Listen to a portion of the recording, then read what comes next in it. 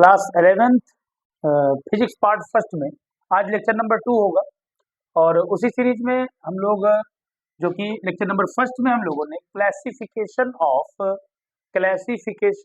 Physical quantities पढ़ी थी।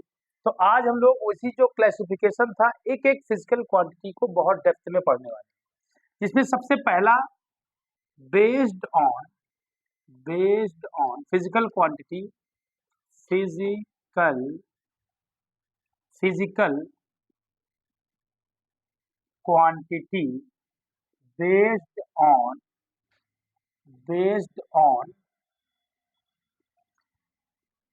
physical quantity based on direction physical quantity based on direction मतलब दिशा के आधार पर, किसके आधार पर? दिशा के आधार पर भौतिक राशियां, दिशा के आधार पर जो भौतिक राशियां हैं उनका जो क्लासिफिकेशन है वो 3 टाइप्स का है। इसमें पहला मैंने आपको बताया है पिछले वीडियो में भी, जिस बच्चे ने भी लेक्चर नंबर फर्स्ट ना देखा हो तो उसको जरूर देखें। सदिश का मतलब क्या है? Vector quantity. दूसरा अदिश राशि, दूसरा क्या है? अदिश राशि। दूसरा अदिश राशि, अदिश का मतलब क्या होता है? Scalar quantity. तीसरा प्रदिश राशि, प्रदिश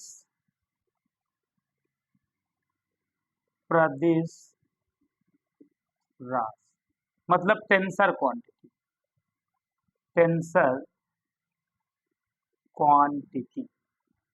बात करते हैं सदिश राशि कौन है? फिजिकल क्वांटिटी ऐसी फिजिकल क्वांटिटी जिसको रिप्रेजेंट करने के लिए, ऐसी फिजिकल क्वांटिटी जिसको रिप्रेजेंट करने के लिए मैग्नीट्यूड,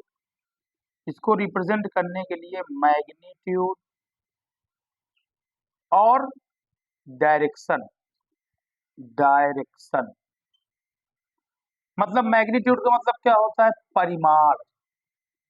परिमाण, ठीक। और डायरेक्शन का मतलब क्या होता है? दिशा। दोनों ही जरूरत पड़े, दोनों के लिए।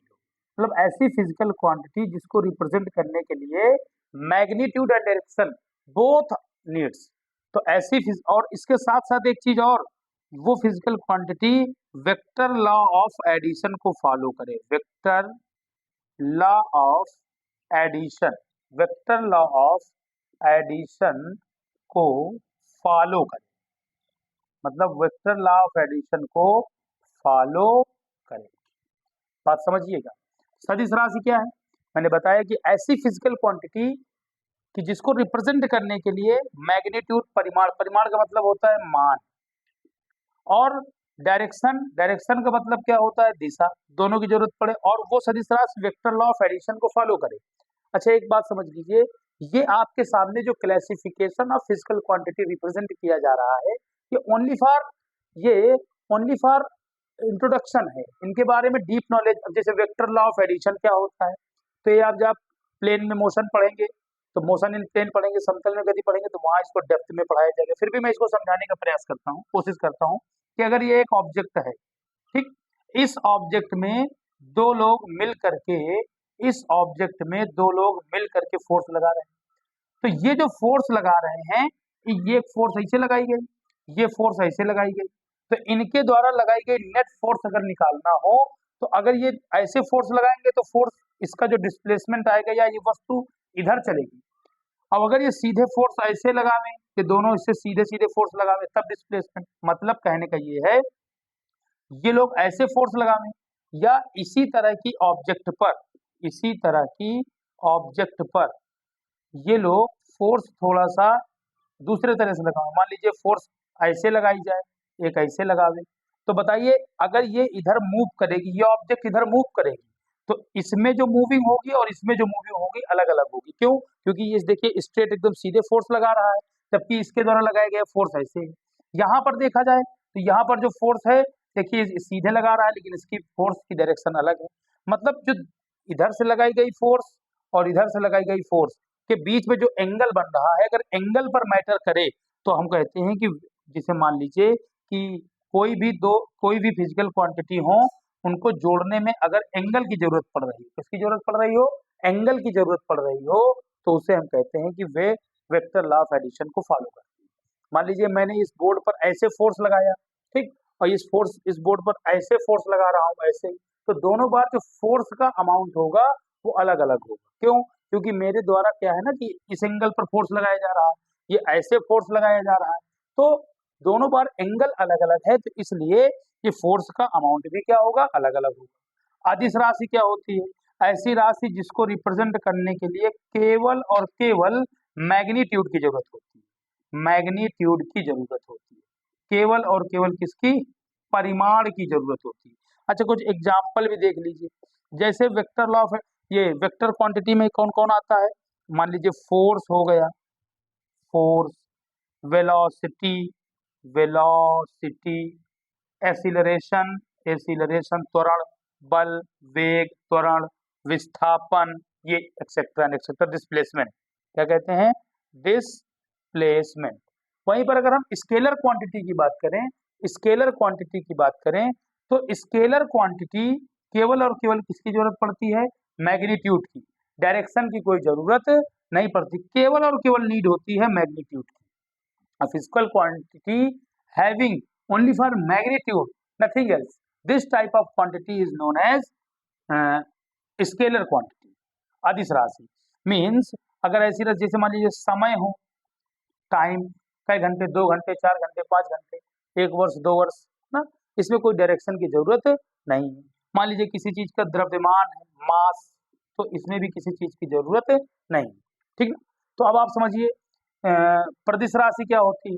प्रदिश राशि क्या है समझिए, ऐसी फिजिकल क्वांटिटी जिसके पास उसका मैग्नीट्यूड होता है, मैग्नीट्यूड, ठीक, और साथ में उसकी डायरेक्शन भी होती है, डायरेक्शन भी होती है, दोनों चीज है, मैग्नीट्यूड भी होगी, डायरेक्शन भी होगी, लेकिन vector law, vector law of addition, addition को फॉलो नहीं करता, वेक्टर लॉ ऑफ एडिशन को फॉलो नहीं करता। जैसे इलेक्ट्रिक करंट, जैसे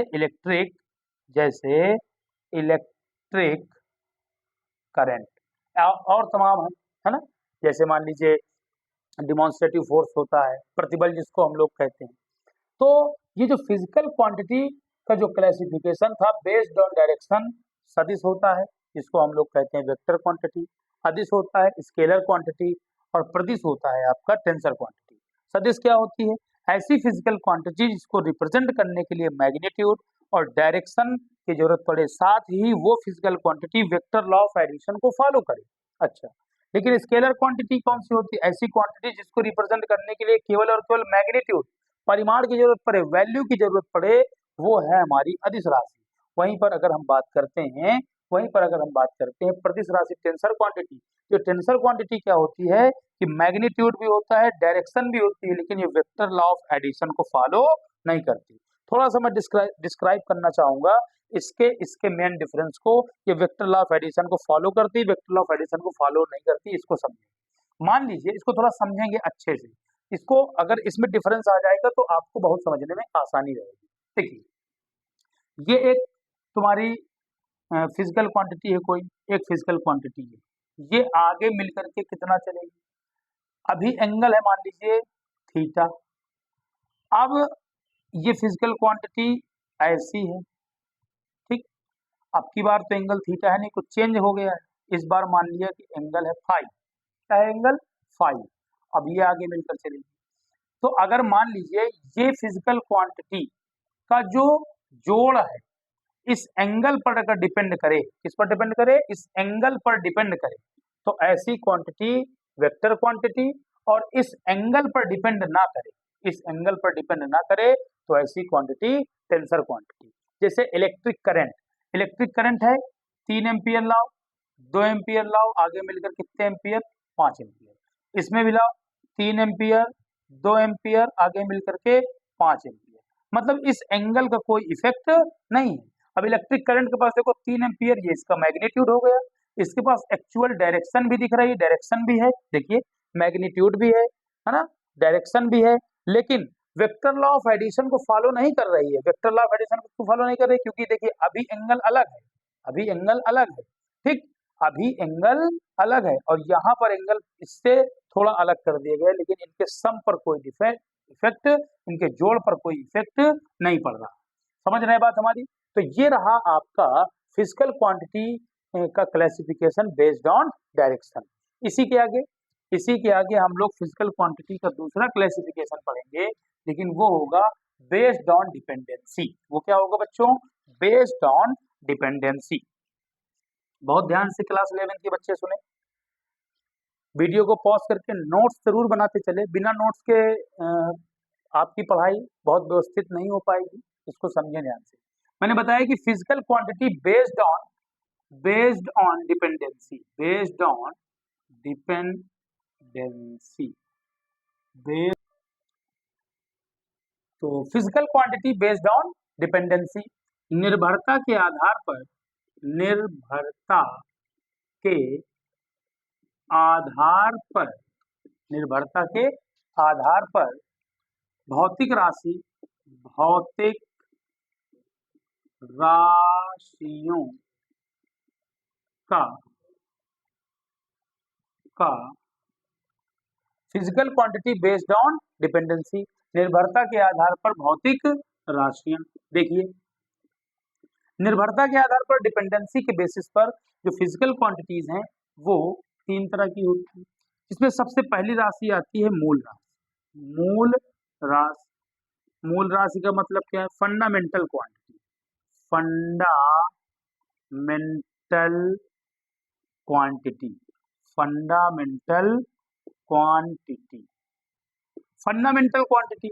अब आप पहले समझो फंडामेंटल क्वांटिटी क्या होती है। मूल राशि देखिए, कहीं भी फिजिक्स में मूल वर्ड मिल जाए, फंडामेंटल वर्ड मिल जाए, मूल वर्ड मिल जाए फंडामेंटल। मैं आपसे पूछूंगा ब्रिक्स, ब्रिक्स काहे से बनती है, तो आप बताएंगे कि जो ब्रिक्स बनती है ये डस्ट से बनती है, ठीक। मैं पूछूंगा डस्ट काहे से बनती है, तो आप बताओगे डस्ट पार्टिकल से बनती है, dust particle.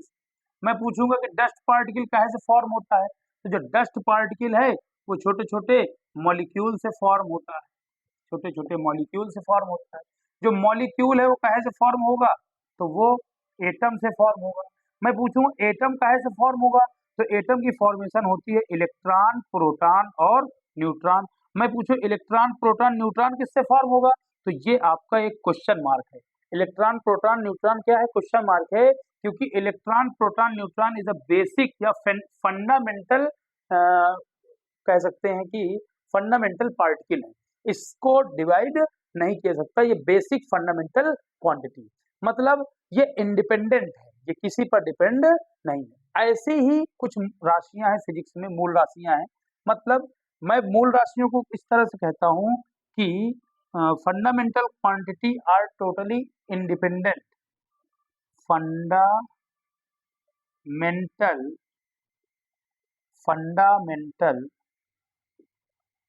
quantities are totally independent,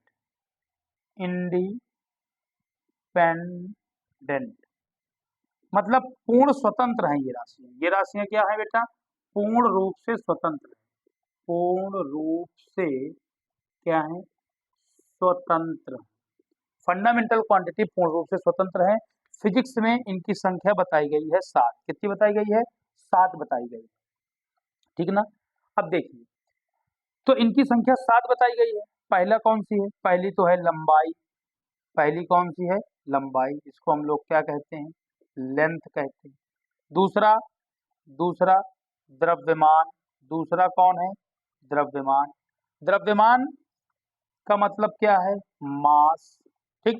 तीसरा तीसरा समय, समय टाइम, चौथा ताप टेम्परेचर, पांचवा विद्युत धारा, विद्युत धारा, ठीक, इलेक्ट्रिक करंट, छठवां ज्योति तीव्रता, ज्योति तीव्रता, सातवां पदार्थ की मात्रा, पदार्थ की मात्रा,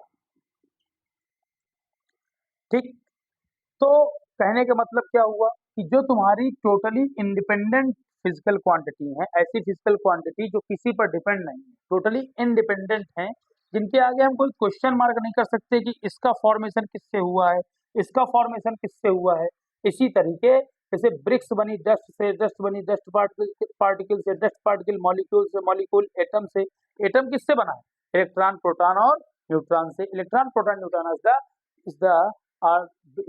फिजिकल बेसिक, या ये कह लीजिए कि फंडामेंटल आपकी कह सकते हैं कि ये फंडामेंटल सबसे मूल कण है, फंडामेंटल पार्टिकल है। तो इसी तरीके से 7 फिजिकल क्वांटिटी हैं जो कि बेसिक फिजिकल क्वांटिटी है, फंडामेंटल फिजिकल क्वांटिटी। इनको नोट जरूर कर लीजिए, कॉपी पेन लेकर के जरूर बैठे। हर वीडियो में मैं कहता हूँ कि कॉपी पेन जरूर लेकर के बैठे, ठीक। दूसरी क्वांटिटी है डेराइव्ड क्वांटिटी। दूसरी क्वांटिटी का क्या नाम है, derived, derived quantity. Derived quantity क्या होती है, ध्यान से समझें। डेराइव्ड क्वांटिटी का मतलब होता है व्युत्पन्न, व्युत्पन्न राशि। व्युत्पन्न राशि क्या है, सुनिए, ऐसी फिजिकल क्वांटिटी जिसका फॉर्मेशन, ऐसी फिजिकल क्वांटिटी जिसका फॉर्मेशन या जो फॉर्म की जाती हैं by the help of fundamental quantity, by the help of fundamental quantity, ठीक है। ऐसी फिजिकल क्वांटिटी जिनका फॉर्मेशन जो डिपेंडेंट है, ठीक ना, मतलब कह सकते हैं कि derived quantity depends on fundamental quantity. ये भी कह सकते हैं कि derived, derived quantity, quantity, derived quantity, quantities are, derived quantities are depend on fundamental quantity, fundamental quantity, quantity। ध्यान दें कि जो डेराइव्ड क्वांटिटी है ये फंडामेंटल क्वांटिटी पर टोटली डिपेंड है, मतलब पूरी तरीके से निर्भर है। जैसे हम एक दो ठो लिख के दिखावें आपको डेराइव्ड क्वांटिटी, जैसे जैसे आप समझें, जैसे मैंने एक लिया एरिया, एरिया, एरिया का फार्मूला होता है लेंथ इनटू ब्रेथ। अब देखिए इसका फॉर्मेशन, एरिया का फॉर्मेशन इस लेंथ का यूज करके हो रहा कि नहीं हो रहा है ना, और ब्रेथ भाई लेंथ है ब्रेथ है तो दोनों की यूनिट तो वही होगी। अच्छा वॉल्यूम ले लो, वॉल्यूम, वॉल्यूम का मतलब क्या होता है, आयतन। देखिए इसके फॉर्मेशन भी किससे होगा, लेंथ, ब्रेथ और हाइट, ठीक, लेंथ ब्रेथ एंड हाइट। इसी तरीके आप डेंसिटी ले लीजिए, आप क्या ले लीजिए, डेंसिटी। जब डेंसिटी की बात करोगे तो डेंसिटी का फार्मूला होता है मास अपॉन वॉल्यूम। देखिए मास आपके मास आपकी कौन सी क्वांटिटी, देखिए मास का यूज हो रहा कि नहीं हो रहा, हो रहा फंडामेंटल क्वांटिटी। तो मतलब जो डिराइव्ड क्वांटिटी होती हैं 7 फिजिकल क्वांटिटी का यूज करके बनाया जाता है। ऐसी क्वांटिटी जिनका फॉर्मेशन हम फंडामेंटल क्वांटिटी का यूज करके करते हैं, ऐसी क्वांटिटी को डिराइव्ड क्वांटिटी कहते हैं। अच्छा, fundamental quantity and derived quantity के अलावा फिजिक्स में 2 क्वांटिटीज और हैं जिसमें, जिनको हम सप्लीमेंट्री क्वांटिटीज भी कहते हैं। सप्लीमेंट्री क्वांटिटीज, कौन सी quantity, supplementary quantity. Supplementary quantity मतलब पूरक राशियां कहते हैं, पूरक राशियां। सप्लीमेंट्री क्वांटिटीज मतलब पूरक राशियां, जिसमें पहली है, जिसमें पहली है एंगल, ठीक, जिसको हम लोग कहते हैं कोण, और एक को कहते हैं घन कोण। भाई एक होता है एंगल, एक होता है सॉलिड एंगल, एक होता है सॉलिड एंगल मतलब कोण, और इसको हम लोग कहते हैं घन कोण। कोण क्या होता है? अगर दो लाइनें हैं, दो रेखाएं हैं, इधर समझेंगे, एक रेखा ये है, एक रेखा ये, तो इनके बीच कोण बन गया, तो इसको हम क्या कहेंगे? कोण कहेंगे। भाई दो लाइनें हैं, देखिए एक लाइन ये है, एक लाइन ये, दोनों के बीच में एंगल बन गया, कोण हो गया। लेकिन ये सॉलिड एंगल क्या हो, घन कोण क्या है? आपने आइसक्रीम खाया होगा, आइसक्रीम का जो कोन होता है नीचे साइड कुछ इस तरह का एंगल बनता है 3D। कैसा एंगल बनता है ये? 3D, ये वाला। तो ये जो एंगल होता है आपका, ये क्या होता है? सॉलिड एंगल होता है, घन कोण होता है। तो आज के जो वीडियो में हम लोगों ने पूरी तरीके से आज यूनिट एंड मेजरमेंट के क्लासिफिकेशन में जितनी भी फिजिकल क्वांटिटी की क्लासिफिकेशन थी, उसको हम लोगों ने बहुत डीप में जाकर के सही से समझा। ये केवल इंट्रोडक्शन आपके सामने रिप्रेजेंट किया गया है। आई होप कि आप लोग वीडियो को पॉज करके, बार बार पॉज करके नोट्स बनाएं, और अगर कंटेंट अच्छा लगे तो चैनल को सब्सक्राइब करें, चैनल को सब्सक्राइब जरूर करें, और लाइक करें, कमेंट करें। धन्यवाद।